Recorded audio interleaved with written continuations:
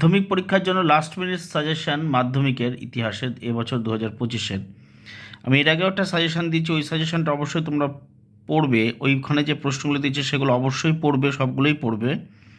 যে এটা last minute suggestion, এগুলো খুব ভালো করে শেষ মুহূর্তে, একেবারে শেষ মুহূর্তে এই প্রশ্নগুলোকে খুব ভালো করে পড়ে যাবে। 1 নম্বর প্রশ্ন, নারী ইতিহাসের ওপর একটু টিকা লেখো 4 নম্বরের।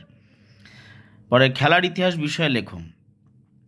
পরবর্তী প্রশ্ন, আচ্ছা আমি যেভাবে নাম্বারিং করেছি সেভাবে বলছি। 1 নম্বর, নারী ইতিহাসের উপর টিকা লেখো। 2, হুতম প্যাঁচার নকশা গ্রন্থে 19 শতকে বাংলার কিরূপ সমাজচিত্র পাওয়া যায়। আমার ইউটিউব চ্যানেলে এই নোটটা আছে, এগুলো আছে, এর মধ্যে অনেক নোটই দেওয়া আছে।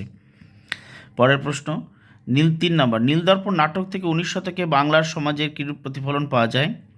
4 নম্বর, 19 শতকে বাংলায় নারী শিক্ষা বিস্তারে রাজা রাধাকান্ত দেব কিরূপ ভূমিকা ছিল তা বিশ্লেষণ করো। পরের প্রশ্ন, 19 শতকে নারী শিক্ষা বিস্তারে ড্রিঙ্ক ওয়াটার বেথুন কী পদক্ষেপ নিয়েছিল। পরের প্রশ্ন, এদেশের চিকিৎসাবিদ্যার ক্ষেত্রে কলকাতা মেডিকেল কলেজের কীরূপ ভূমিকা ছিল। পরের প্রশ্ন, কী উদ্দেশ্যে ঔপনিবেশিক সরকার অরণ্য আইন প্রণয়ন করে। 8 নম্বরের প্রশ্ন, 1855 খ্রিস্টাব্দে সাঁওতালরা বিদ্রোহ করেছিল কেন। পরবর্তী প্রশ্ন, মুন্ডা বিদ্রোহের প্রকৃতি বা চরিত্র বিশ্লেষণ করো। 9 নম্বরের 10 নম্বর প্রশ্ন, সাঁওতাল বিদ্রোহের প্রকৃতি বা চরিত্র বিশ্লেষণ করো। এগুলো কিন্তু সবই আমি বলছি 4 নম্বরের।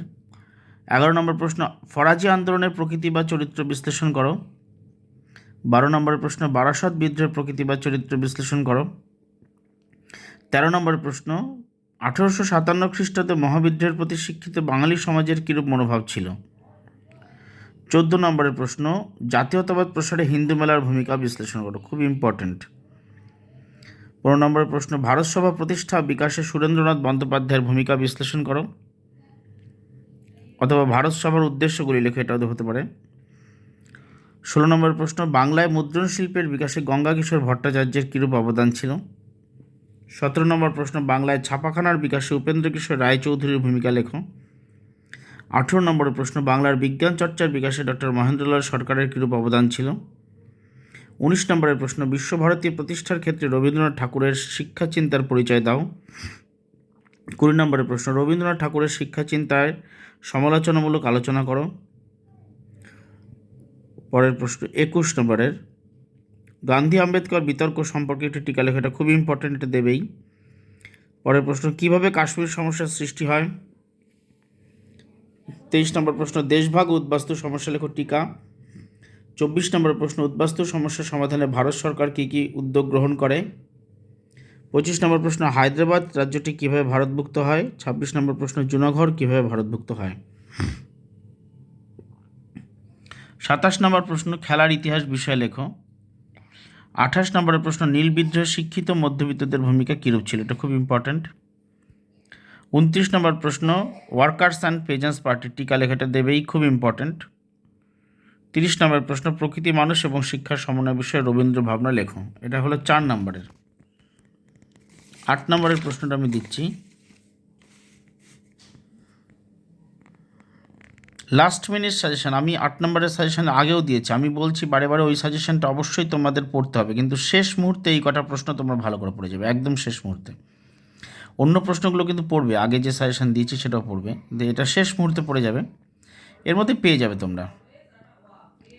19 শতকের বাংলায় ধর্ম সংস্কার আন্দোলনে রামকৃষ্ণদেবের ভূমিকা সংক্ষেপে আলোচনা করো। 8 নম্বর, বাংলার কারিগরি শিক্ষার বিকাশের সংক্ষিপ্ত ধারণা দাও। 8 নম্বর, আছে আমার চ্যানেলে। 20 শতকে ভারতে উপনিবেশ বিরোধী আন্দোলনে বামপন্থীদের ভূমিকা লেখো, আমার ইউটিউব চ্যানেলে আছে, নোট করে দিয়েছি।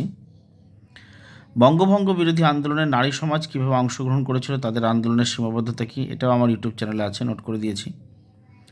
সশস্ত্র বিপ্লবী আন্দোলনে নারীদের ভূমিকা আলোচনা করো, এটা আমার ইউটিউব চ্যানেলে আছে, এটা অনেক দিন আগেই নোট করে দিয়েছি, একটু খুঁজে দেখতে হবে। নীল বিদ্রোহের কারণ ফলাফল লেখো, এটাও আছে আমার ইউটিউব চ্যানেলে, এই নোটগুলো সবই আছে। আরটা হচ্ছে 7 নম্বরের প্রশ্ন আমি রেখেছি, রাজা রামমোহন রায়ের সমাজ এবং শিক্ষা সংস্কার বিষয়ে লেখো, এটাও আমার ইউটিউব চ্যানেলে আছে। মান 2, entertainment and history by Atanu Das YouTube channel, মানে আমার এই ইউটিউব চ্যানেলে দেওয়া আছে সাজেশান 2 নম্বরের। মান 1, এই ইউটিউব চ্যানেলে প্রশ্ন উত্তর এবিটি এর টেস্ট পেপার সলভ করা আছে আমার এই ইউটিউব চ্যানেলে, 1 নম্বরেরও অনেক প্রশ্ন উত্তর দেওয়া আছে, তোমরা দেখে নেবে আমার ইউটিউব চ্যানেলটায়, দেখবে অবশ্যই তোমরা যদি দেখো 1, 2, 4, 8-এর প্রশ্নোত্তরগুলো করা আছে, সাজেশান করা থাকলো। এটা শেষ মুহূর্তে সাজেশানের আগের সাজেশনও আছে, এগুলো তোমরা ভালো করে পড়বে। আর একেবারে শেষ মুহূর্তে তোমরা এই অন্য প্রশ্নগুলো যেগুলো সাজেশানে দিয়েছি, আগে যে সাজেশান সেগুলো পড়ার পর লাস্টে এই 7টা 8 নম্বরের প্রশ্নোত্তর খুব ভালো করে পড়বে। আর এর আগে যে 30টা মতো 4 নম্বরের প্রশ্ন দিলাম, 30টা মতো 4 নম্বরের প্রশ্ন এই যে এখানে দেখা যাচ্ছে 2025-এর ইতিহাস সাজেশন শেষ মুহূর্তের এই 30টা মতো প্রশ্ন তোমরা কিন্তু অবশ্যই খুব ভালো করে 4 নম্বরের জন্য রেডি করে যাবে। দেখবে এর মধ্যে থেকে তোমরা কমন পাবেই। চ্যানেলটাকে লাইক, সাবস্ক্রাইব, পজিটিভ কমেন্ট এবং শেয়ার করো বেশি বেশি করে, যাতে করে আমি উৎসাহিত হয়ে আমার এই কাজ আরও চালিয়ে যাই তোমাদের স্বার্থে।